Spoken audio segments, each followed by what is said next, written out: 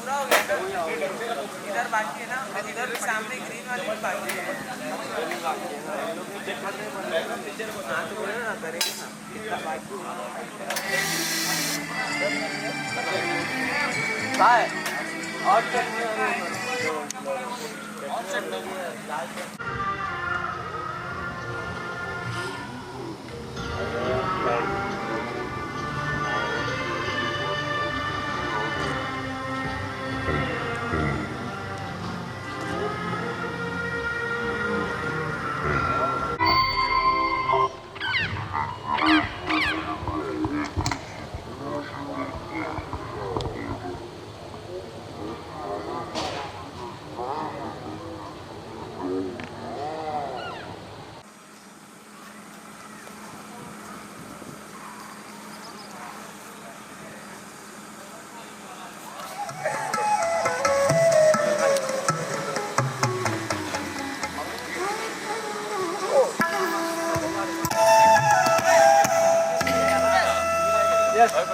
Hearty congratulations. Yes, well played.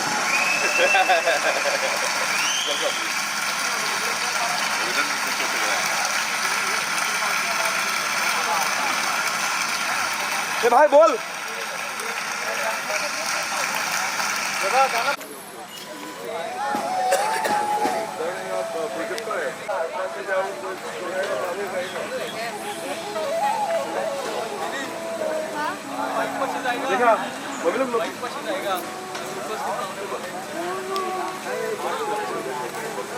Sir happy new year. कसं काय? Happy new year. बरे बरं का तो गुच्छो अंडे देखो गच्चा गुच्छावाला अंडे दाखल ना आम्हाला फुले दिखत ना मरो काम काढतो आला ना आलाय का आला except what he says.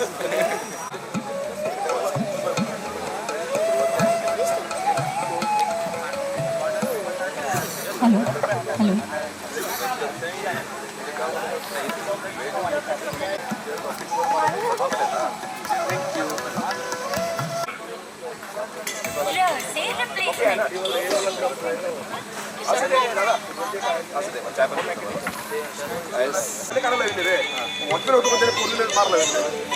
O my God अशी एकदम ब्युटिफुल बनून झाली आहे. येस येस तू लग्नात दिसलीच नाही. Yes.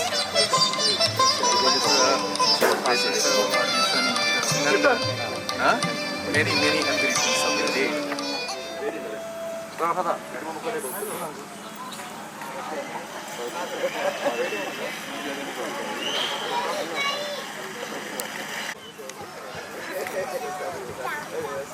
तुम्हाला पिन कुठली आहे मला ती सांगा.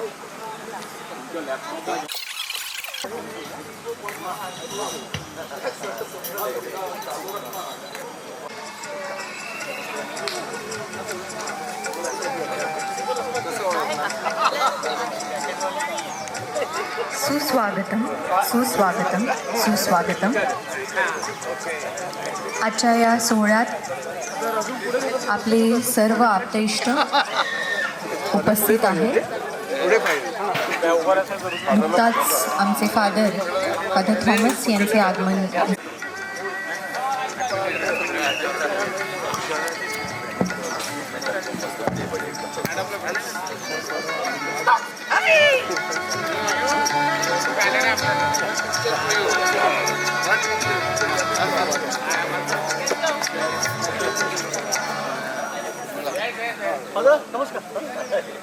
Yeah, one picture.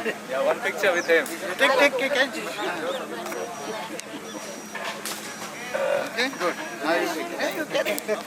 लवकरच आपण कार्यक्रमाला सुरुवात करणार आहोत.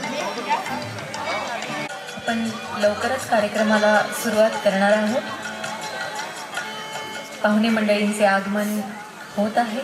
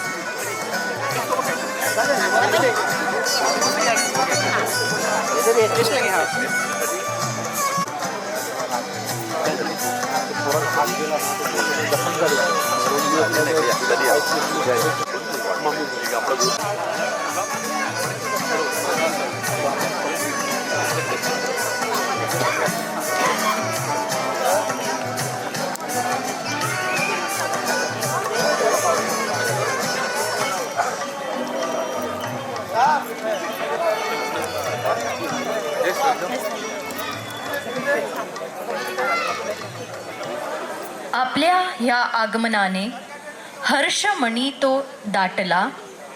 आपल्या या आगमनाने हर्षमणी तो दाटला. प्रांगणी हा गोतावळा बघा सत्कारास तो जमला. ज्यांच्या प्रमुख उपस्थितीत आजचा हा कार्यक्रम संपन्न होणार असे सन्माननीय मान्यवर आज आमचे पप्पा श्री फ्रान्सिस तुस्कानो,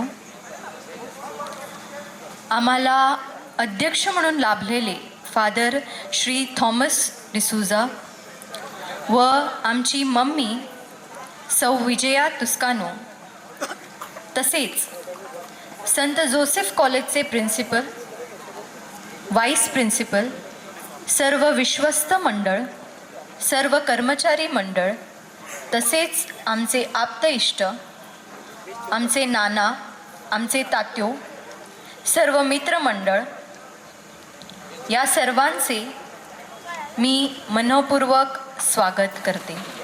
त्याचबरोबर प्रिन्सिपल यांनाही मी समोर येण्यास विनंती करते.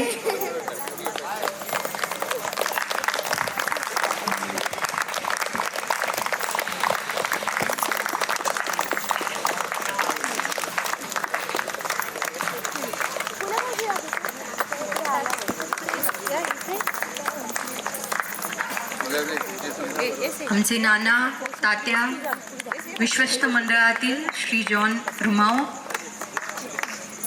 प्रिन्सिपल डॉक्टर प्रकाश डोंगरे, या सर्वांचे आम्ही स्वागत करीत आहोत.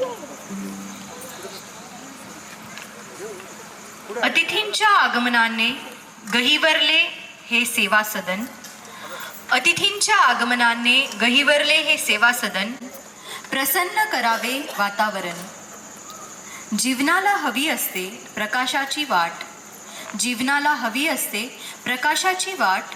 दिव्यामध्ये जळते छोटीसी वात, तरीही तिला आहे मानाचे स्थान.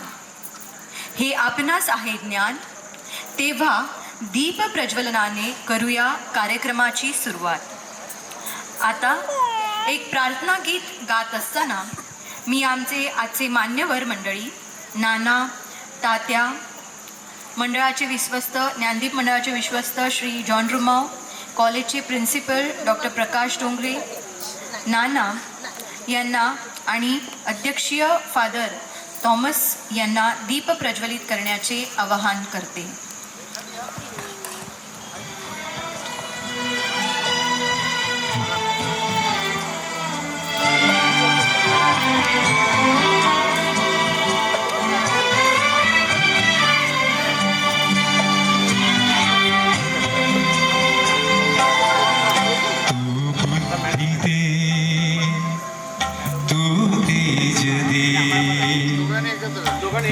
चेतना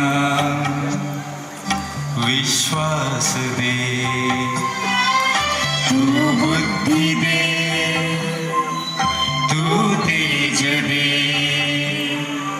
नव चेतना विश्वास दे. जे सत्य सुंदर सर्वथा, सत्य सुंदर सर्वथा जन्म त्याचा ध्यास दे. तू बुद्धी दे,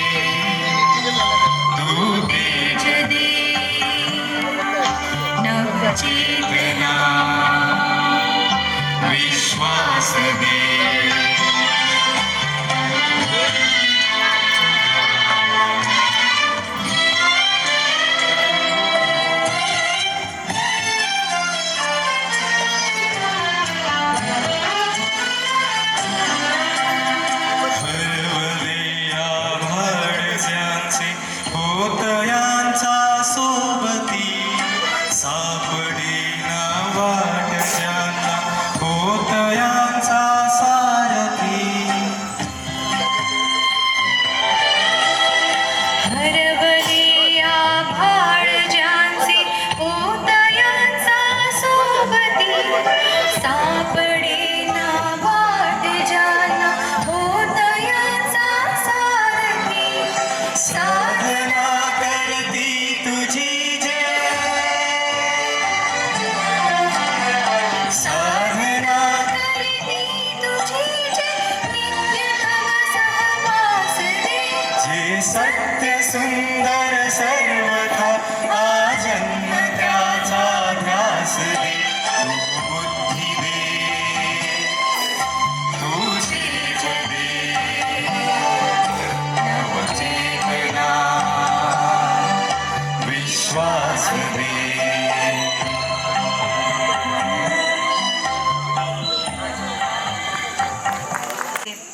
विनंती करते.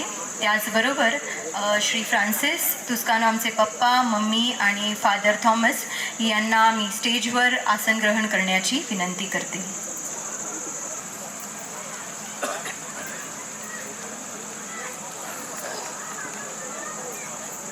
जीवनाचे सार कळते ग्रंथ पुस्तकातून जीवनाचे सार कळते. नगराला साथ आहे पाण्याची आणि बागेला शोभा आहे फुलांची. तसेच आमच्या या सोहळ्याला सोबत लाभली आमचे आदरणीय अध्यक्ष फादर थॉमस डिसूजा यांची. मी एस याला विनंती करते की त्यांनी फादरांना पुष्पगुच्छ देऊन त्यांचे स्वागत करावे. टाळ्यांच्या गजरात सहभाग द्यावा.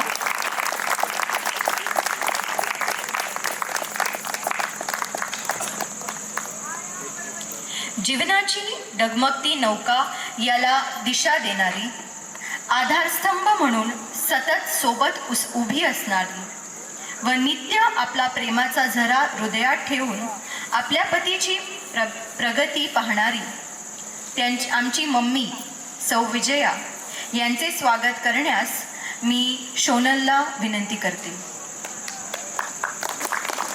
आपण सर्वांनी टाळ्यांच्या गजरात आमच्या मम्मीचं स्वागत करावे.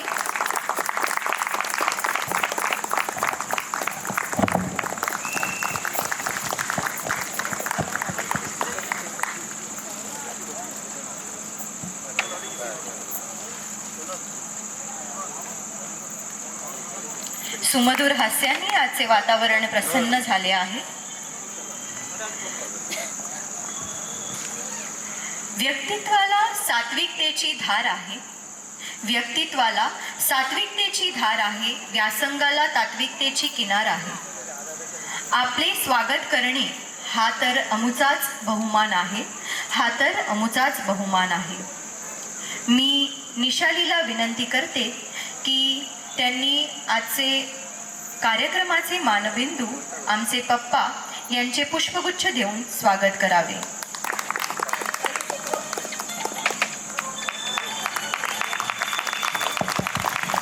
आज त्यांचा वाढदिवस आहे तर टाळ्या जरा जास्तच.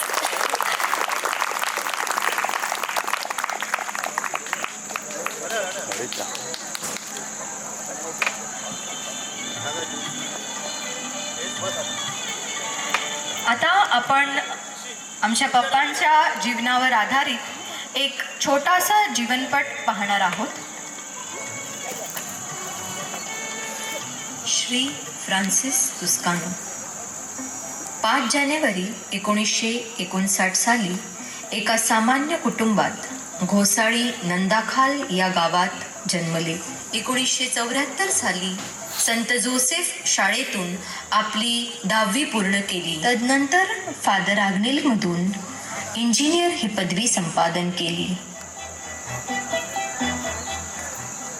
1988 साली सौ विजया तुस्कानो यांच्याशी लग्न करून कुटुंब सुरू केले. नवीन संसाराचा ध्यास घेत कुटुंब वेलीवर 2 लहान फुलं उमलली. 1991 साली समृद्धी या वास्तूची उभारणी. अंगी कौशल्य व अफाट बुद्धिमत्ता याच्या जोरावर वल्कनमध्ये चीफ इंजिनियरची पदवी संपादन केली. फिरावं लागायचं.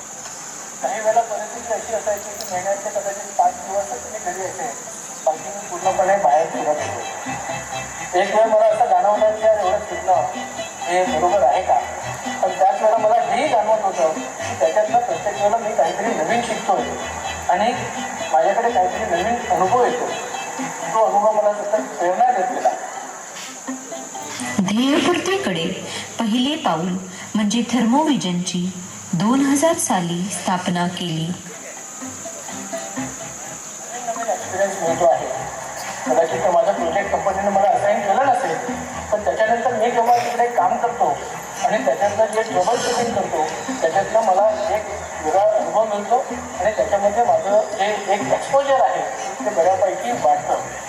त्या एक्सपोजरमुळे आणि जे अनेक प्रोजेक्ट्स मी यशस्वीपणे पूर्ण केले त्याच्यातनं मला एक कॉन्फिडन्स आला की पुढे जाऊन ह्या फील्डमध्ये किंवा याच्याशी पॅरलल असलेल्या फील्डमध्ये एका प्रगतीशील उद्योगाची उभारणी व देश विदेशातील कंपन्यांशी संलग्न होऊन आपल्या औद्योगिक कार्याची प्रगती केली.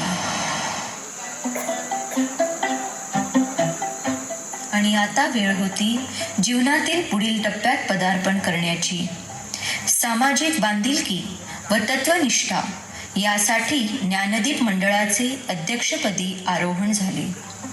विविध सामाजिक कार्यात खारीचा वाटा उचलणे, माणसातील माणुसकी जोपासणे हे श्री फ्रान्सिस तुस्कानोचे वैशिष्ट्य. कौटुंबिक जबाबदारी व संसाराची बहर, मुलांचे लग्न उरकून आपल्या आयुष्यातील पुढील टप्प्यात पदार्पण. ज्या सहचारणीशिवाय अवघ अशक्य ती विजया जणू एक भक्कम आधारस्तंभ. अन असेच शेतीची आवड जोपासणारे व नातवंडात रममान होऊन कर्तव्य तत्पर व धार्मिक आयुष्य व्यतीत करणारे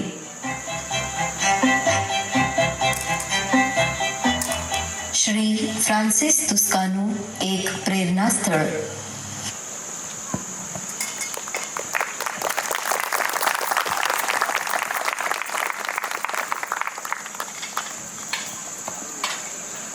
कार्यक्रमाच्या पुढील भागात आपण आता वळणार आहोत. मनोगत. बालपण व शालेय जीवन हे सुमधुर आठवणींनी भरलेले असते. मी आता श्री विल्यम यांना ते कथन करण्यास विनंती करते. आजचे उत्सव मूर्ती ज्यांच्या 65व्या वाढदिवसानिमित्त त्यांच्या बहुविध गुणांचा आणि आतापर्यंतच्या कर्तृत्वाचा आज आपण इकडे सत्कार करत आहोत, आढावा घेत आहोत, त्यांना सलाम करत आहोत. ते मान्य श्री फ्रान्सिस तुस्कानो सर, त्यांच्या सौभाग्यवती विजया मॅडम,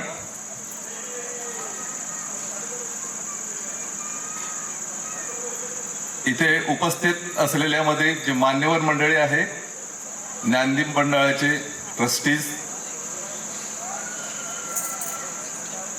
सेंट जोसेफ कॉलेजचे प्राचार्य डोंगरे सर, फ्रान्सिसच्या कुटुंबातील सर्व मंडळी, गावकरी, स्नेही मंडळी आणि त्याचे व्यावसायिक जे कलिग्स आहेत त्या सर्वांना सलाम. आज आपण 65वा वाढदिवस साजरा करत आहोत. मी तुम्हाला 60 वर्षाच्या मागे घेऊन जात आहे. Nursery, junior KG, senior KG हा प्रकार तेव्हा नव्हता. थेट सेंट जोसेफ प्राथमिक शाळा मराठी माध्यमाच्या बागुल गुरुजीच्या पहिल्या वर्गात पहिलीमध्ये प्रवेश घेतला. दगडी पाटी, दगडी पेन्सिल, पाटावर बसणार, school bag, water bottle, tiffin, चप्पल, बूट हे आमच्या माहितीत नव्हतं. तेरसबाई, मर्षा गुरुजी, दाबरे सर यांची कडक शिस्त, दमेल गुरुजी हे हेडमास्टर असल्याचा तो काळ, आणि आता फ्रान्सिस चौथीला आला. प्राथमिक शाळेच्या इतिहासातील प्रथमच ह्या शाळेने स्कॉलरशिपचा घाट घातला, आणि या स्कॉलरशिपसाठी जी विद्यार्थी मंडळी निवडली त्यात फ्रान्सिसचा समावेश झाला. आतापर्यंत कुठलाही बॅकग्राऊंड ना शाळेला, ना विद्यार्थ्यांना, ना आपल्या परिसराला स्कॉलरशिप हा शब्द देखील तेव्हा ऐकला नव्हता, आणि मात्र घाट मात्र घातलेला होता. त्या निवडीनेच सगळ्यांना आनंद झाला होता. सो मच सो की त्यावेळेस ज्या अण्णा मॅडम वर्गात होत्या त्यांना वयाची मर्यादा पार केल्यामुळे ऐनवेळी परीक्षेला बसू दिलं नाही, आणि त्या ज्या रडत होत्या त्यावेळेला आम्ही आणि फ्रान्सिस हे सगळे विचार करत होतो की येस, निवड झाली हीच फार मोठी गोष्ट होती, आणि त्यामुळे निवड होणं ह्यातच भरपूर काय होतं. न्यू इंग्लिश स्कूलला तेव्हा ती परीक्षा होती, आणि फ्रान्सिसने बाजी मारली. शाळेच्या इतिहासात प्रथमच स्कॉलरशिपमध्ये, आणि आपला फ्रान्सिस त्यावेळेला शाळेचं नाव उज्ज्वल करून आला, ही सुरुवात होती. त्यानंतर 5वी सेंट जोसेफ हायस्कूल, इनोज सर म्हणजे जे फादर इग्नेशियस इंग्रजी शिकवायचे, फादर कॅजी ड्राफ्ट शिकवायचे, ते त्यावेळेला आमचे टीचर होते. ब्रिटो सर हिंदी शिकवायचे, आणि असा काळ चालू होता. परिस्थिती घरची बेताचीच.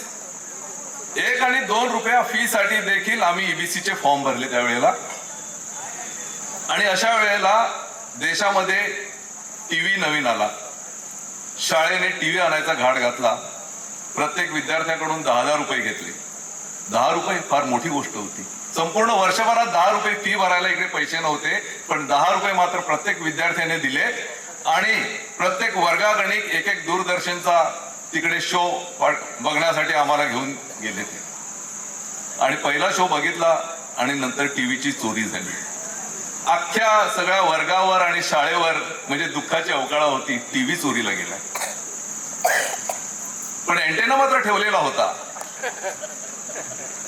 आणि आमचा जो भावना विश्वास होता की अँटेना चोरायला तर नक्की येईल तो, तेव्हा सापडेल. यावेळेला रस्किना फादर होते चर्चमध्ये, आणि सणासुदीच्या अगोदर धान्य, कडधान्य, तेल, तूप असं वर्गागणिक ते लाईन मध्ये उभे राहून सगळ्यांना वाटायचे, आणि तशाने आमचे सण साजरे व्हायचे. 7वी आली. पुन्हा एकदा हायस्कूलच्या इतिहासात स्कॉलरशिपला बसण्याचा पुन्हा एकदा घाट घातला. हायस्कूलच्या इतिहासात प्रथमच ही शाळा स्कॉलरशिपला फेस करत होती. पुन्हा एकदा फ्रान्सिसचा नंबर त्यामध्ये लागला.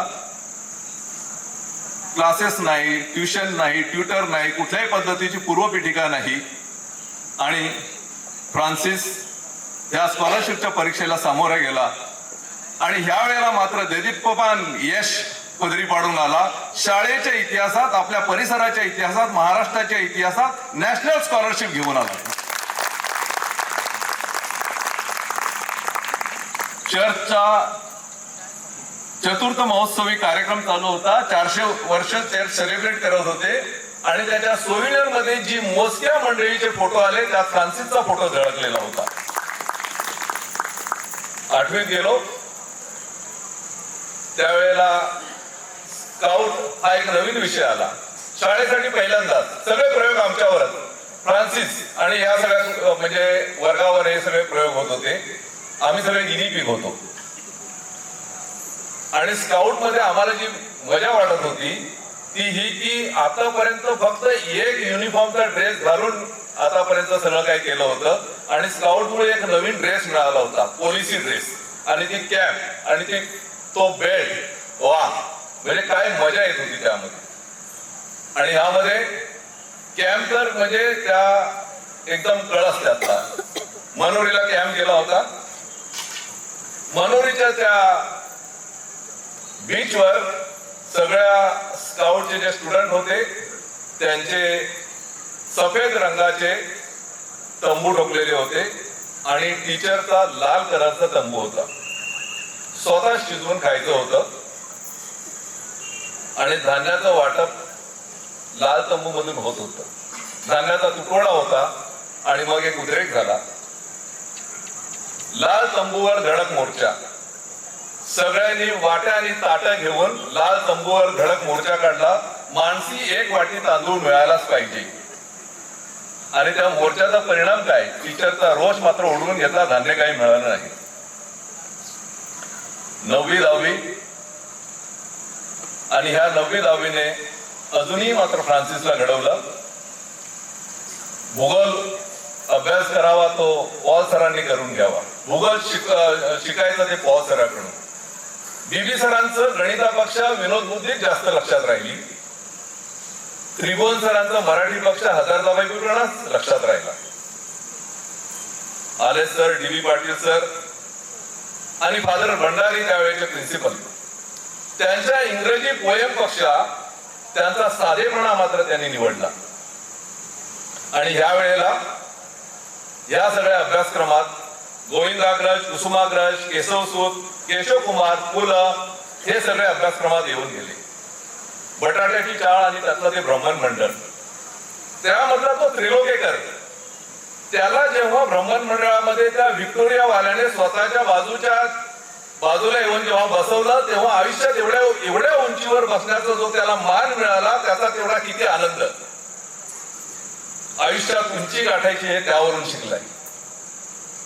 गणपतवाणी बिडी पिताना चावायचाच नुसती काढी आणि म्हणायचं मनाशीच की या जागेवर बांधीन माडी. मोठी स्वप्न पाहायचं त्यांनी शिकवलं. थोडे अविचारी व्हा असा एक धडा होता. पोहताना बुडू याची भीती वाटायची म्हणून पोहणं जमलं नाही. मात्र रात्रीच्या वेळेला भाड्याची सायकल स्वस्तात मिळते म्हणून रात्री आणायची. रस्त्यावर लाईट नाही, गटारात गेलो तरी बघायला कोण नाही आणि कोणाला ठोकलं तरी कळणार नाही कोणी ठोकलाय ते. मात्र सायकलची विद्या झाली कारण त्यावेळेला तो अविचार होता की पडलो तरी भीती नाही, गटारात गेलो तरी भीती नाही. आतले आणि बाहेरचे असा देखील एक धडा त्यावेळेला होता. काय शिकलो त्यावेळेला?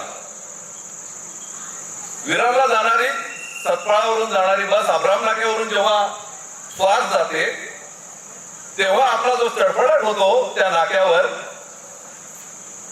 डबल बेल मारल्यानंतर, तेच बोळीजला मात्र आपण आतमध्ये असताना जेव्हा डबल बेल मारतो त्यावेळेला खरं कळलं की आतल्या आणि बाहेरचा हा धडा काय होता. आणि आता 10वीला आला, ह्या वेळेला अभ्यासक्रम बदलला होता. 10, 2 आणि 3 नवीन अभ्यासक्रम. पुन्हा एकदा आम्ही गिनीपिग. गव्हर्नमेंटने नवीन सिलेबस आणला, नवीन अभ्यासक्रम आणला, पण ऑगस्ट सप्टेंबर पर्यंत पुस्तकांचा पत्ता नाही. टीचर लोक देखील नवीनच होती, त्यांना देखील अभ्यासक्रम नवीन होता. आणि अशात म्हणजे पहिली टेस्ट तर अशीच गेली, पुस्तकाशिवाय गेली. या अगोदरची पूर्वपीठिका नाही, कुठले जुने पेपर नाही, मॉडेल पेपर नाही, 21 अपेक्षित नाही, कुठलेही नाही. आणि अशा परिस्थितीत 10वीच्या परीक्षेला सामोरे गेला. आणि ही 10वीची बॅच आज पण जाऊन बोर्डावर बघा तुम्ही, नंदाखाल शाळेच्या बोर्डवर सगळ्यात निचांकी म्हणजे एकदम कमीत कमी आणि लोएस्ट पर्सेंटेज जर असेल तर 10वीच्या ह्या बॅचचा आहे. जेव्हा 10वीच्या त्या बोर्डवर आता जाऊन बघतो की 63 नंबरला पहिला क्रमांक आहे. फ्रान्सिसने आतापर्यंत कधी पहिला क्रमांक सोडला नाही, फार तर फार दुसरा क्रमांक. आणि 10वीच्या बोर्डवर तो 63% सगळ्यात निचांकी जेव्हा बोर्ड बघतो तेव्हा थोडा वेळ मान खाली जाते. पण आताचं फ्रान्सिसचं कर्तृत्व बघताना परत आम्ही ताठमानेने उभे राहतो. आणि 10वी झाली, 11वी. पुन्हा एकदा नवीन प्रश्न की ही 11वी ज्युनियर कॉलेज पहिल्यांदा स्टार्ट आणि कुठे कॉलेजमध्ये तर 11वी नव्हतीच, शाळांना मात्र परवानगी दिलेली होती की त्याने 11वी चालू करावी. आणि ही 11वी सायन्स, KG हायस्कूलला एक वर्ग 11वी सायन्सचा होता. प्रवेश घेतला. आज शोफर ड्रिव्हन गाडीने फिरणारा फ्रान्सिस त्यावेळेला KG हायस्कूलच्या 11वी साठी घरून नंदाखालवरून KG हायस्कूलला रोज पायी जाऊन येत असे. पूर्ण वर्षभर त्याने पायी प्रवास केलेला आहे. You will not imagine. आजची पोरं घरून म्हणजे आमच्या घोसाळी गावातून नंदाखाली जरी जायची असली तरी त्यांना ऑटो लागतं, बाईक लागतं, सायकल लागतं, सोडायला लागतं. फ्रान्सिस आज त्यावेळेला मात्र ह्या नंदाखालवरून आगाशीला पायी जाऊन पायी आलेला आहे. टेक्निकल हा विषय त्यावेळेला घेतला त्याने सायन्स साठी, अशाने की बायोलॉजी पेक्षा टेक्निकल मध्ये जरा स्कोर होईल. आणि त्या टेक्निकल मध्ये मग ते वेल्डर आलं, त्यामध्ये इलेक्ट्रिशियन आलं, फिटर आलं, टर्नर आलं, सगळं आलं. तावडे सर होते, कार्पेंटरी शिकवत होते. आणि जो लाकडाचा एक जॉब दिला होता तो रंधा मारत असताना खराब झाला. टेन्शनला सुरुवात झाली. आता लाकडाचा तो एवढा तुकडा आणायचा कुठून. आणि मग जाताना रस्त्यात लोपीस सॉमिल होती. आजपर्यंत सॉमिल फक्त चुलीसाठी भुसा आणण्यासाठीच फक्त जायचं माहित होतं. यावेळेला मात्र लाकडाचा तुकडा पाहिजे होता. आणि लाकूड तेव्हा देखील सोन्यासारखं महाग होतं, खिशात जमडी नाही. गेले लोपीस सॉमिलचे बाबा होते आणि त्यांनी निर्धारपणे तो लाकडाचा तुकडा दिला. And what a great relief. उमस्की सर, कुलकर्णी सर हे त्यावेळेला तिकडे शिकवण्यासाठी होते. आणि यामध्ये वेल्डर, फिटर आणि टर्नर ह्याच्यासाठी 2 दिवस मुंबई ITI ला घेऊन गेले. तेव्हा त्याचं प्रात्यक्षिक आणि त्याचा कार्यानुभव मुंबई ITI मध्ये केलेला आहे त्यांनी. पुन्हा एकदा 12वी नंतर प्रश्न उद्भवला, कारण त्यावेळेला 11वी SSC मधून जी बाहेर पडलेली SSC ची मुलं होती ती इंटर मधून इंजिनिअरिंग आणि मेडिकलच्या ऍडमिशन साठी येणार होती. आणि 12वी नंतर फ्रान्सिस आणि त्याची बॅच ही इंजिनिअरिंग आणि मेडिकलच्या ऍडमिशन साठी येणार होती. विचार करा, महाराष्ट्रामध्ये फक्त इंजिनिअरिंगची 5 कॉलेजेस होती. प्रायव्हेट कॉलेजला तेव्हा परवानगी नव्हती. आजच्या सारख्या प्रत्येक स्टेशनवर इंजिनिअरिंग कॉलेज त्यावेळेला नव्हती. मुंबईला फक्त एक VJTI फक्त एकच कॉलेज होतं आणि 2 बॅच एकाच वेळेला आलेली होती. 11वी SSC ची जी बाहेर पडलेली मुलं इंटर मधून होती ती होती आणि 10वी 10+2 मधून 12वी मधून बाहेर पडलेली मुलं होती. अशा वेळेला त्या टफ कॉम्पिटिशन मध्ये कोणाच्या हाती काय लागणार होतं. फ्रान्सिसने मात्र फादर ॲग्नेलला प्रोडक्शन इंजिनिअरिंगचा डिप्लोमा घेतला आणि हा एज्युकेशनचा द्राविडी प्राणायाम त्याचा तिकडे म्हणजे पूर्ण झाला. यानंतर पुढील प्रवासाला सुरुवात झाली. यंग स्टार संघ घोसाळी याचं अध्यक्षपद त्यांनी भूषवलं आणि त्यावेळेला पुन्हा एकदा नवीन रजिस्टर, नवीन अटेंडन्स, हिशोब काटेकोर आणि सगळं एकदम सविस्तर आणि सुरळीतरित्या पुन्हा एकदा चालू झालं. त्यावेळेला गावात क्रॉसचा सण असायचा आणि या क्रॉसच्या सणाला दरवर्षी सांस्कृतिक कार्यक्रम आणि एखादी एकांकिका आणि नाटक मात्र असायचं. फ्रान्सिस प्रत्येक नाटकामध्ये भूमिका करायचा आणि अशी कितीतरी नाटकं त्यावेळेला केलेली आहेत. त्यामध्ये विमान हरण, एक असाही एक गाव, हत्या, बाळ्याचे वस्त्रहरण अशा कित्येक एकांकिकामध्ये त्याने भूमिका केलेल्या आहेत. आणि ह्यामध्ये 2-3 अंकी नाटक देखील केलेले आहेत. एक बेबीचं लग्न आणि एक रात्र थोडी सोंगबार अशी 3 अंकी नाटकं देखील फ्रान्सिसने त्यावेळेला म्हणजे त्यामध्ये भूमिका केलेल्या आहेत. परिस्थिती अशी होती की त्यावेळेला स्त्री पात्र मिळायचं नाही, युवती तेव्हा यायच्या नाहीत नाटकात. आणि अशा वेळेला बेबीचं लग्न जेव्हा नाटक बसवलं तेव्हा उंबरठ्यावर एका मुलीला आम्ही घेऊन यायचे, सायकलवर आणायचं आणि सायकलवर सोडायचं. आज मात्र यंग स्टारची परिस्थिती निराळी आहे. आज यंग स्टार मध्ये युवतींची संख्या जास्त आहे आणि त्या आमच्या गावातल्या संघटना भूषवित आहेत किंवा अध्यक्षस्थान भूषवित आहेत. आणि ह्या दरम्यान ह्या सगळ्या युवक युवतींना फ्रान्सिसने एकत्र केलं आणि पुन्हा एकदा एक नवीन घाट घातला आणि तो म्हणजे ब्ल्यू मून इन्व्हेस्टमेंट फंड. एकमेका करू सहाय्य, अवघे धरूया सुपंत या भूमिकेवर आपण सगळ्यांनी एकमेकाला मदत करावी या उद्देशाने गावातील 22 तरुण तरुणी यांना त्यांनी एकत्र केलं आणि तो त्याचा संस्थापक अध्यक्ष होता ब्ल्यू मून परिवारचा. पहिलं त्याचं ब्ल्यू मून इन्व्हेस्टमेंट फंड असं त्याचं नामकरण होतं. ते पण त्याचीच देण होती, त्यानेच ते सुचवलेलं नाव होतं. आणि नंतर कालांतराने त्याचं ब्ल्यू मून परिवार असं नामकरण देखील फ्रान्सिसनेच केलेलं होतं. खूप वर्षापर्यंत या ब्ल्यू मून परिवाराचा तो प्रमुख होता आणि आतापर्यंत देखील तो प्रमुखच आहे. तो जे सांगेल ती दिशा पूर्व दिशा आहे. या परिवाराने एकमेकांना अडचणीच्या काळात आणि गरजेच्या काळामध्ये आर्थिक पाठबळ दिलं आणि जेव्हा लग्न वगैरे झाल्यानंतर त्या परिवारामध्ये वाढ झाली आणि आता सगळे आर्थिकदृष्ट्या सक्षम झाल्यानंतर भारताबाहेर असा सगळा प्रवासाचा आनंद हा परिवार घेत आहे. या काळामध्ये फ्रान्सिसला सोशल वर्कची देखील आवड होती, लिखाणाची देखील आवड होती. ज्यांनी सॅव्ही परेरांचं टपालकी वाचलेलं असेल त्यांना मी सांगू इच्छितो की त्या काळात फ्रान्सिसने नंदाखाली जो आपला प्रेरणा अंक निघतो त्या प्रेरणा अंकामध्ये 2 अशी पात्र, सदय आणि मध्या अशी 2 पात्र निवडलेली होती आणि त्या पात्राच्या माध्यमातून तो प्रत्येक प्रेरणा अंकामध्ये लिहत असे, पत्र प्रपंच करत असे आणि त्याच्यामध्ये त्यावेळेच्या परिस्थितीवर तो भाष्य करत असे. त्यावेळी त्याचे विचार जे आहेत ते आता पण तुम्ही वाचून बघा. पुरोगामी विचाराने त्याने प्रतिगामी विचारावर तेव्हा मात केलेली आहे आणि हे त्याच्या त्या पत्र लेखनामध्ये आणि खूप काळपर्यंत, खूप वर्षभर पर्यंत त्याची ही पत्रमालिका चालू होती. या काळामध्ये ग्रामपंचायतचा सदस्य देखील तो झाला, निवडून आला, ग्रामपंचायतचा सदस्य झाला. मनवे तुस्कानो त्यावेळेला सरपंच होते आणि तो जो झंझावात होता त्या झंझावामध्ये गावातले सगळे रस्ते पूर्ण केलेले होते. कला क्रीडा मंडळाचा देखील तो संस्थापक कार्याध्यक्ष होता. मात्र ह्या प्रोफेशनच्या व्यस्ततेमध्ये आणि बाहेरच्या आणि भारतात आणि बाहेर फिरण्याच्या ह्या व्यस्ततेमुळे त्यांना मात्र नंतर वेळ देता आला नाही. फ्रान्सिसने आतापर्यंत जो हा प्रवास होता हा एकदम फार सुंदर आणि म्हणजे उंचावत नेणारा त्याचा प्रवास राहिलेला आहे.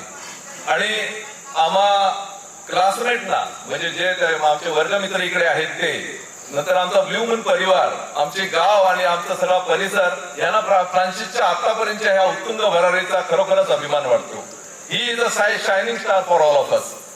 मत्तई 7:24 मध्ये लिहिलेलं आहे शहाण्या मनुष्याच्या बाबतीत आणि त्याने आपलं जे घर आहे ते अशा या मजबूत पायावर हा समृद्धीचं हे घर आहे ते उभं आहे याचा आम्हाला अभिमान वाटतो. फ्रान्सिसला यापुढे सुंदर आणि चांगल्या आयुष्यासाठी आमच्या शुभेच्छा. आणि Francis, we are proud of you. Thank you very much.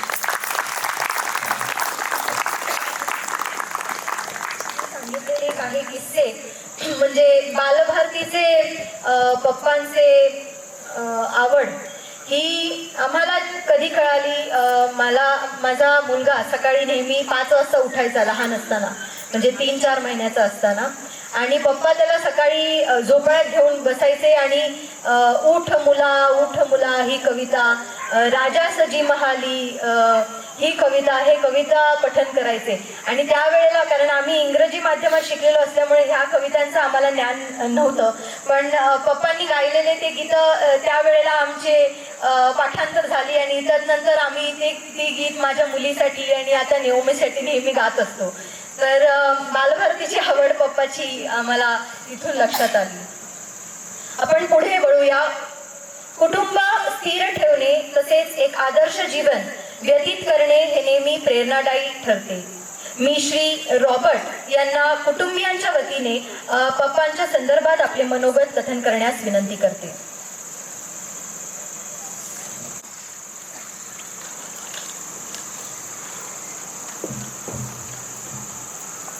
आजच्या कार्यक्रमाचे अध्यक्ष आणि फादर थॉमस, त्याचबरोबर आजच्या सत्कारमूर्ती फ्रान्सिस मामा आणि त्यांच्या सहचारिणी मामी, त्याचप्रमाणे इथे उपस्थित असलेले सर्व मान्यवर, हितचिंतक, मित्रपरिवार, कुटुंबीय या सर्वांचं मी या ठिकाणी स्वागत करतो. फुले बहरत राहो आयुष्याच्या वाटेत, हास्य चकाकत राहो तुमच्या चेहऱ्यात, प्रत्येक क्षणी मिळो आनंदाचा बहर तुम्हाला, हीच प्रार्थना फॅमिलीची परमेश्वरा. उच्च विद्याविभूषित प्रतिथीयश उद्योजक, तात्पुरशील कर्तव्य, उत्तम प्रशासक, उत्तम संघटना कुशल असे असूनही अतिशय विनयशील मनोवृत्तीचे आहेत असे हे आमचे मामा.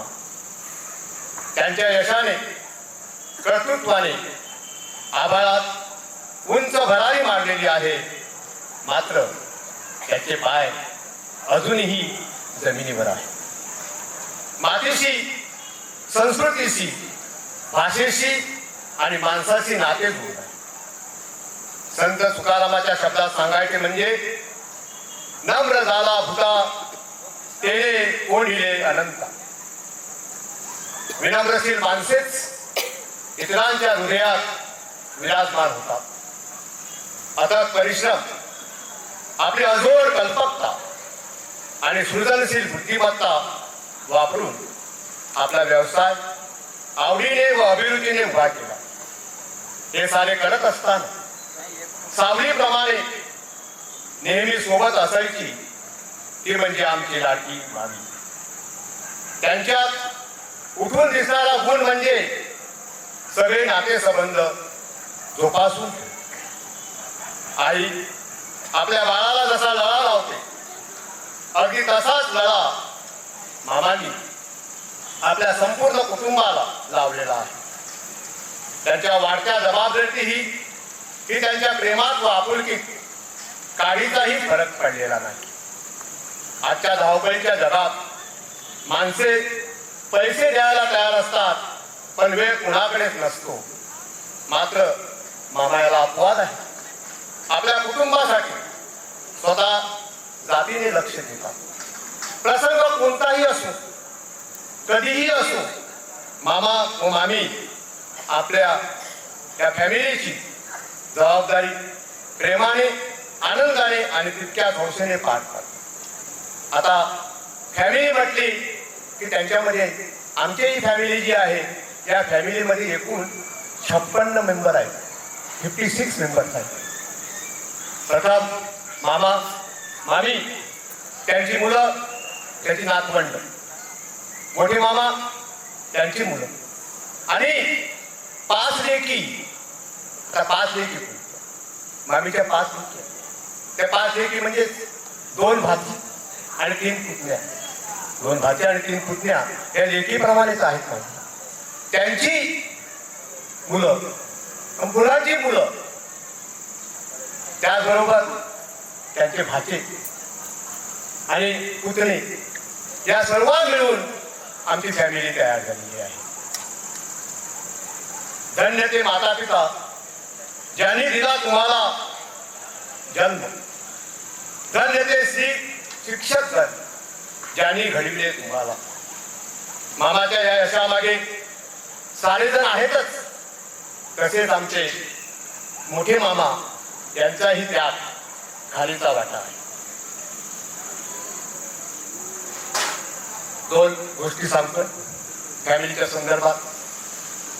मला सांगितल्याप्रमाणे 5 मुली, या 5 मुलीपैकी 3 मुली ज्या आहेत त्या 3 मुली म्हणजेच 1 भाची आणि 2 पुतण्या यांचं त्यांनी आपल्या घरी वर्मा आहे म्हणून त्यांनी आणलं, पाहुणचार वगैरे केला.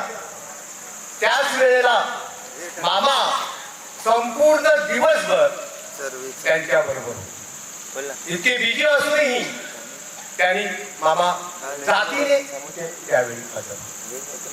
अजून 2 जण राहिलेले आहेत. 1 भाची आहे आणि 1 पुतणी आहे.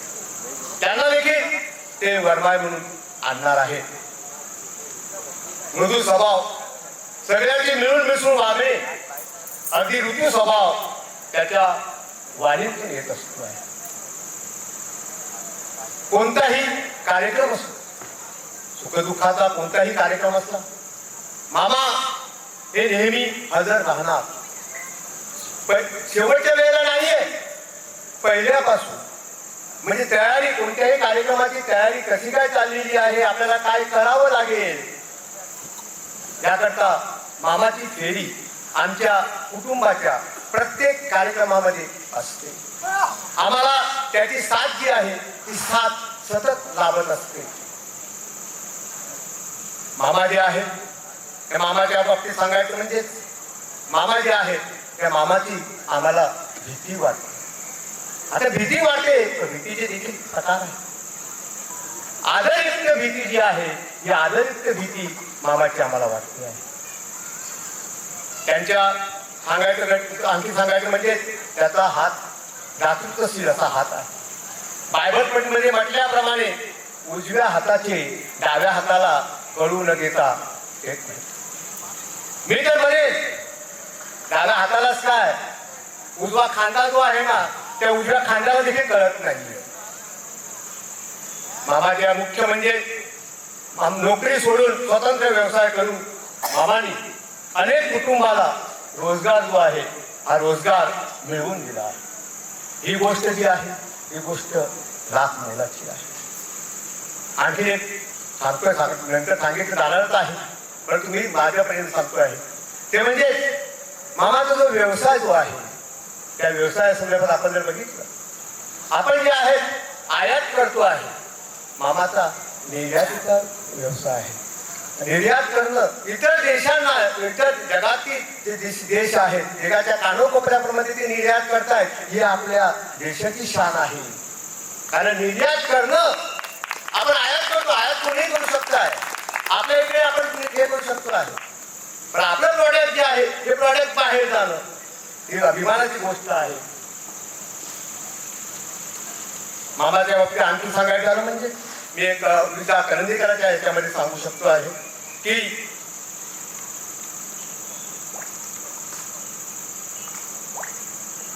देणाऱ्याने देत जावे घेणाऱ्याने घेत जावे देणाऱ्याने देत जावे घेणाऱ्याने घेत जावे.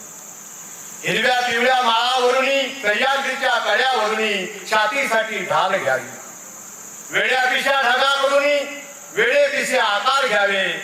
रक्तामधल्या प्रश्नासाठी पृथ्वीकडून होकार घ्यावे.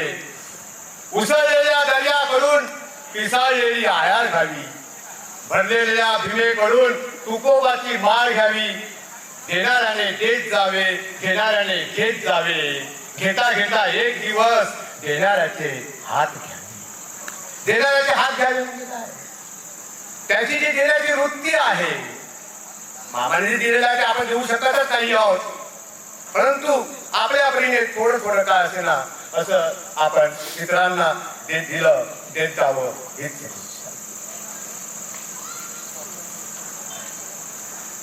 कोरोना काळामध्ये आमच्या कुटुंबाची 2 लग्न कोरोना काळ आणि आम्ही एकदम भयभीत पण मामा असताना आम्हाला कशी ते लग्न जे आहे ते लग्न अतिशय सुंदररित्या पाहुणे जिथे बोलवायचे तिथे बोलवून चांगल्या प्रकारे अरेंजमेंट करून मामा प्रत्यक्ष 1, 2, 3 वेळा नाही आहे तर 10 ते 15 वेळा आमच्या घरी येऊन आमची लग्न जी आहेत ती लग्न अतिशय सुंदर रीतीने त्यांच्या आशीर्वादाने त्यांच्या कार्याने त्यांच्या संगतीने आम्ही ती पार पाडलेली आहे. मामा त्याबद्दल आमचा संपूर्ण कुटुंब जे आहे ते कुटुंब तुमचं ऋणी आहे. परवाची एक गोष्ट 29 तारखेची गोष्ट माझ्या घरी एक छोटासा कार्यक्रम होता. मुलीच्या एंगेजमेंटचा कार्यक्रम होता. नेहमीप्रमाणे मामा अगोदरच 2-3 दिवस अगोदर आपली तयारी चालू होती. मंडपाची वगैरे तयारी चालू होती. मामा तिकडे बघताय. मामा काय बघताय? मामा बघताय आजूबाजूला जे माड आहेत ते माड साफ केलेले आहेत का त्याच्यावरती जे झावळ्या काढलेल्या आहेत का. अचानक मामाने मला बोलावलं आणि सांगितलं बाबा हे बघ एक झावळी आहे. तरी किती लक्ष बघा किती चांगलं शिकव. आता पुढे आणखीन एक सांगितलं जाणार आहे ते म्हणजे ज्ञानदीप मंडळाविषयी. त्याची दूरदृष्टी हा जो गुण आहे तो गुण त्यांचं ते कार्य वाचत असताना त्या लक्षात येईलच. शेवटी बोलावं असं खूप आहे, वेळ कमी आहे, अजून पुष्कळ जण बोलणार आहे. आणि त्यामुळे दिव्यत्वाची जेथे प्रतिती तेथे कर माझी जुळती, मामा तेथे कर माझी जुळती.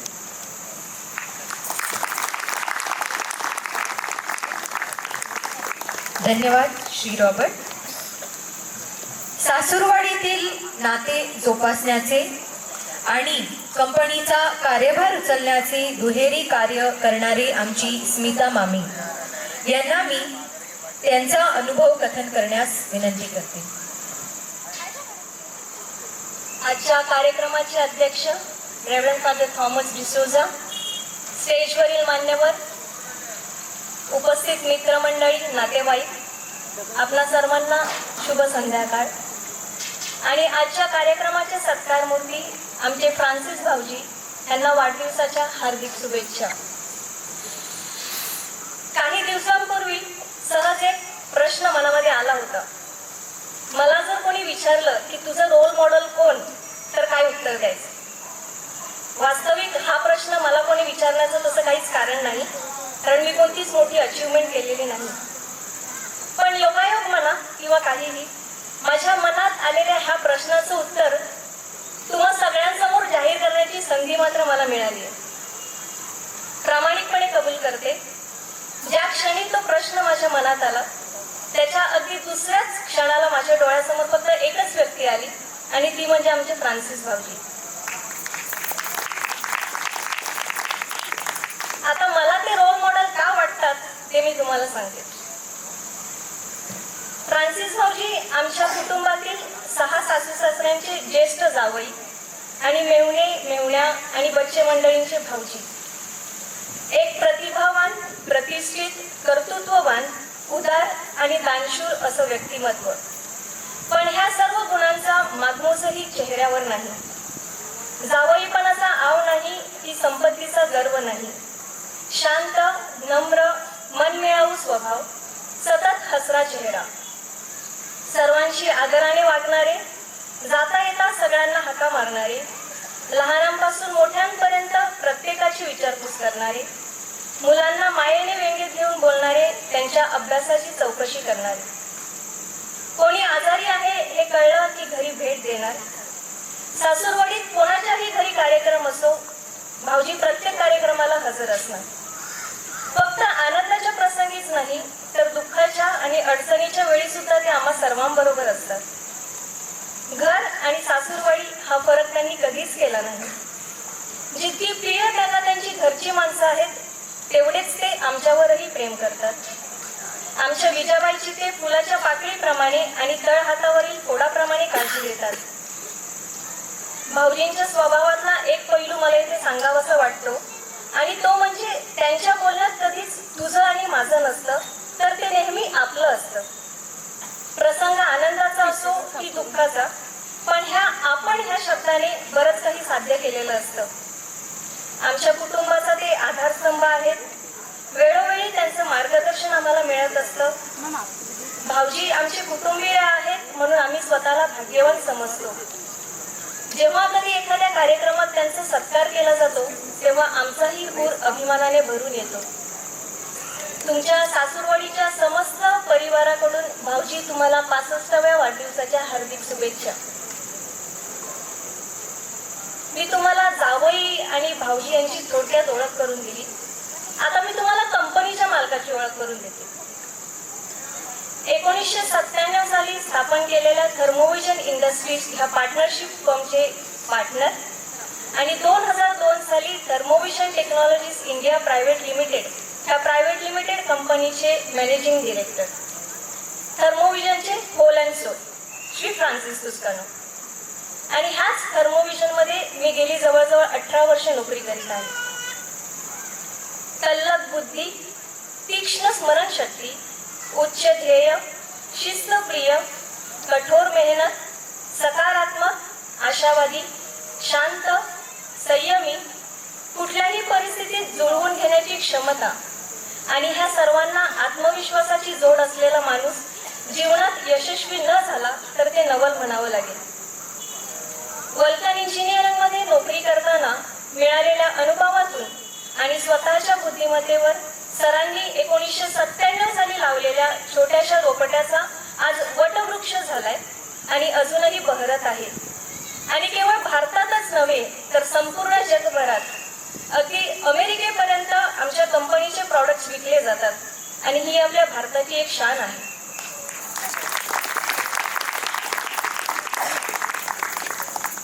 कंपनीचा मालक म्हटला की डोळ्यांसमोर सुटाबुटातला माणूस येतो, पण सर मात्र त्याला अपवाद आहे. जिंदाल, टाटा, मित्तल यांच्यासारख्या मोठ्या मोठ्या कंपन्यांच्या मालकांबरोबर उठबस करणारे आमचे साहेब मात्र ऑफिसमध्ये एकदम साध्या वेशात येतात. ऑफिसमध्ये येताना जाताना भेटलेल्या प्रत्येकाला ते हसून ग्रीट करतात. बॉसपणाचा कुठलाच आव त्यांच्याकडे कधीच नसतो. त्यांच्या ब्लॅक टी साठी लागणारे गरम पाणी ते स्वतः घेऊन येतात. बेल वाजवून हे घेऊन ये ते घेऊन जा हा प्रकार त्यांच्याकडे नाही. सर शिस्तप्रिय असल्यामुळे स्वतः तासनतास शांतपणे बसून त्यांचं काम करत बसतात, पण आमच्यावर मात्र ही सक्ती नाही. ऑफिस म्हटल्यानंतर गप्प बसून काम करायचं हे काही आमच्या इथे होत नाही. आम्ही दिवसभर हसत खेळत आमचं काम करतो. कधी कधी एखाद्या जोकवर खूप मोठ्याने हसतो सुद्धा. पार्ट्या करणे, बर्थडे सेलिब्रेट करणे असले प्रकार आमच्या ऑफिसमध्ये होतात, पण त्यासाठी सरांनी आमच्यावर रागावल्याचा किंवा काही बोलल्याचा अनुभव मी मागच्या 18 वर्षात घेतलेला नाही. उलट ते स्वतः आमच्या बरोबर सहभागी होतात. तसं बघितलं तर सर एकदम शांत, मितभाषी, विषयांपुरतच बोलणार, पण त्यांची जी विचारशक्ती आहे ती आकलना पलीकडची आहे. सरांच्या केबिनमध्ये एखादी गोष्ट घेऊन जायचं म्हणजे आमच्या सगळ्यांची जराशी करकलेली असते. त्याला कारण सर चिडतात, रागावतात वगैरे नाही, तर टेन्शन एकाच गोष्टीचं असतं, सर कोणता प्रश्न विचारतील आणि मग आपल्याला त्या प्रश्नाचं उत्तर येईल का. आम्ही पूर्ण तयारीनिशी जातो खरे, असं एक्सप्लेन करायचं की झालं, पण सर अशी काही गुगली टाकतात की प्रत्येक वेळेला आमची दांडी गुल होते. नेहमी मनात विचार येतो, ह्यांना प्रश्न सुचतात तरी कसे. पण खरं सांगायचं तर ह्या गुगली प्रश्नामागचं लॉजिक जेव्हा समजतं तेव्हा आम्ही काही वेगळंच शिकलोय हे ध्यानात येते. आम्हाला ही सवय झाली आहे, सरांकडे जायचं म्हणजे प्रश्न असणार, मग उत्तर पण आलंच पाहिजे. मग आम्ही थोडाफार अभ्यास करतो, पण अजूनही खूप प्रश्नांची उत्तरे आमच्याकडे नसतात हे मान्य करावं लागेल. एक गोष्ट मला इथे आवर्जून सांगावीशी वाटते, सरांकडे कधीही जा, ते कितीही बिझी असू देत, त्यांनी आजपर्यंत कोणालाच परत पाठवलं नाही. मी बिझी आहे, मला काम आहे, थोड्या वेळाने हे, असं कधीच नाही. हातातलं काम ते बाजूला ठेवतात, पहिलं आमच्या शंकांचं निरसन करतात आणि परत ते त्यांच्या कामाला लागतात. कंपनीचा मालक असल्याचा बडेजाव सरांनी कधीच केला नाही. एम्प्लॉयर एम्प्लॉई हे नातं त्यांनी प्रत्यक्षात कधीच आमच्या निदर्शनास आणून दिलं नाही. तर सगळ्यांची सर आपुलकीने विचारपूस करतात. फक्त ऑफिस स्टाफच नाही तर फॅक्टरी वर्कर्स बरोबर सुद्धा ते अगदी अबधीने वागतात. वर्कर्ससाठी त्यांच्याकडे एक सॉफ्ट कॉर्नर आहे. त्यांना त्यांची कळकळ असते आणि ते मी नेहमी बघते. विशेष येथे नमूद करावं असं वाटतं ते म्हणजे दिवाळीला वगैरे विश करताना सर फक्त हस्तांदोलन करत नाही, तर प्रत्येक वर्करच्या खांद्यावर हात ठेवून त्याला मायेने जवळ घेतात. जणू त्यांना ते त्यांच्या कामाची पोचपावती देऊन सांगतात की तुम्ही आहात म्हणून मी आहे. थर्मोव्हिजनला सरांनी फक्त त्यांच्यापुरतं आणि त्यांच्या कुटुंबापुरतंच मर्यादित ठेवलं नाही, तर तेथे काम करणाऱ्या प्रत्येकाला थर्मोव्हिजनच्या कुटुंबात समाविष्ट केलं. एक उदाहरण सांगते. मी म्हटल्याप्रमाणे थर्मोव्हिजनचं नाव आता जगभरात झालेलं आहे. साहजिकच बरेचसे विदेशी क्लायंट्स, कस्टमर्स आमच्याकडे येतात. कंपनी बघावी आणि काही महत्त्वाच्या मीटिंग्स वगैरे कराव्यात हा त्यांचा हेतू असतो. बरं, आता ह्या मीटिंग्स आणि आमचं काही तसं लेनदेन नसतं, फक्त थोडीफार ऑफिसमध्ये तयारी करायची एवढंच आमचं काम. आणि आलेल्या क्लायंट्सना सुद्धा त्यांच्या त्यांच्या कामाशी मतलब असतं. पण सरांच्या मनामध्ये मात्र वेगळेच विचार असतात. आपल्याकडे बघा घरी कधी कोणी नवीन पाहुणा आला तर आपण सगळ्यांची त्यांना ओळख करून देतो. अगदी त्याच प्रकारे यांची मीटिंग संपली की सर आम्हा प्रत्येकाला बोलावून सगळ्यांची इंडिव्हिज्युअली त्यांच्याशी ओळख करून देतात. उद्देश एकच असतो, धर्मविजन ही माझ्यापुरती नसून ते एक कुटुंब आहे आणि हे सर्वजण त्या कुटुंबाचे सदस्य आहेत. मी सुरुवातीला सांगितल्याप्रमाणे सरांकडे तुझा माझा हा प्रकार नाही. कधी क्वचित काही कामानिमित्त जर आम्ही ऑफिसमध्ये उशीर झाला तर सरही आमच्याबरोबर थांबून राहतात, त्यांचं काम करत राहतात आणि मग मध्येच येऊन मला सांगणार, स्मिता आज आपल्याला बिर्याणी मागवावी लागणार. आता बिर्याणी मागवायची वेळ काही येत नाही, पण आपल्याला हा जो आश्वासक शब्द असतो ना तो सगळी कामे पटापट मार्गी लावतो. सरांचे बरेच गुण मी अगोदर सांगितले, पण ह्या सगळ्यांपेक्षा वरचढ ठरतो तो म्हणजे त्यांचा प्रामाणिकपणा, ऑनेस्टी. कोणत्याही प्रकारची लबाडी फसवेगिरी करायची नाही. जी काही टॅक्सची रक्कम भरायला येते ती भरायची. टॅक्स वाचवण्यासाठी कोणत्याही प्रकारची अफरातफर करायची नाही हे त्यांचं स्पष्ट मत. आमचे ऑडिटर मला नेहमी सांगतात, मॅडम एवढ्या ठिकाणी काम करतो पण थर्मोविजनचं काम करताना कधी टेन्शन येत नाही, कारण येथे सगळं क्लीन अँड क्लिअर असतं. सरांची कामातील स्फूर्ती आणि उत्साह आम्हालाही लाजवणारे आहे. 65व्या वर्षी सुद्धा सतत कामात मग्न राहून अजून पुढे कसं जाता येईल ह्यासाठी त्यांची सतत धडपड असते. त्यांच्या या जिद्दीला आणि इच्छाशक्तीला सलाम. भरपूर बोलता येईल, सांगावं तेवढं कमीच आहे, पण आवडतं घेते. एकच सांगू इच्छिते, 18 वर्षात एक बघितलं, ज्यांनी सरांना ओळखलं आणि ज्यांना सर कळाले ते सरांना कधीच सोडून गेले नाही. सरांकडून आम्ही खूप काही शिकलो, शिकत आहोत आणि शिकत राहू. सरांनी थर्मोविजनलाच मोठं केलं नाही तर आम्हालाही मोठं केलं आणि त्याबद्दल आम्ही त्यांची ऋणी आहोत.